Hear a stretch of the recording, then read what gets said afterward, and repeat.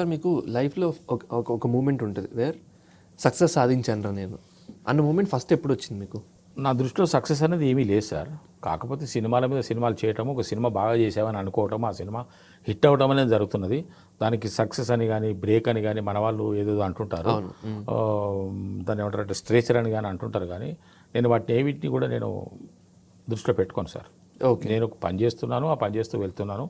ఆ పనిలో నాకు ఒక పండు దొరికింది, తింటున్నాను, అంతే అనుకుని వెళ్తాను. కానీ సార్ నేను ఈవెన్ నవ్వు నేను ఒక సినిమా నటుడిని అనేటువంటి భావన నా లోపల లేదు సార్. అంటే ఇప్పుడు ఇన్ని సినిమాలు చేస్తూ మీరు ఆ మాట అంటే గుర్తొచ్చేసాను నాకు. నిన్న రాత్రి నేను ఒక షూటింగ్లో ఉండి వెళ్ళలేకపోయాను. మ్యాడ్ స్క్వేర్ యొక్క ఫంక్షన్ సార్. అవును సార్, ఎన్టీఆర్ గారు మాట్లాడారు మీ గురించి. ఏం చెప్పారు సార్, నేను ఎంత పరవశించి మాట్లాడండి ఆయన. కరెక్ట్. మురళీమోహన్ గారు ఒకనొక సభలో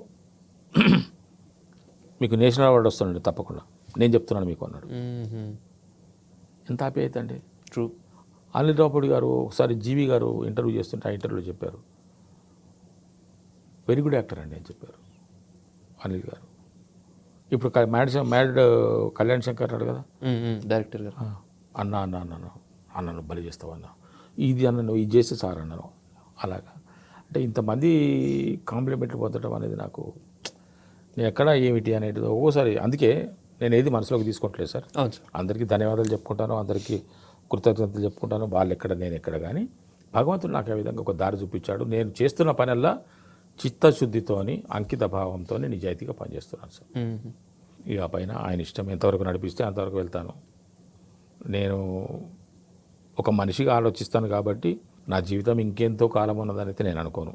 ఎందుకంటే మనం at the end of my age, end of my life ఇదేదో జరుగుతున్నది.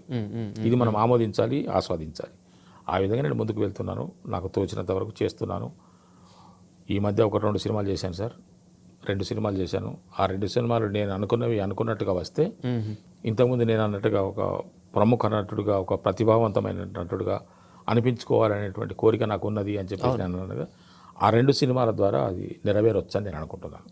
చేసి ఉన్నాను. ఎప్పుడు వస్తాయో అలా వస్తాయో తెలియదు. చిన్న సినిమాలు కొంచెం కష్టంగా సార్. కాకపోతే దాంట్లో మనకు క్యారెక్టర్స్ మంచిగా దొరుకుతాయి. నేను మనసు పెట్టి చేసిన క్యారెక్టర్లు 2 కూడా అంత బాగా వచ్చినాయి సినిమాలు. Waiting for release. ఓకే.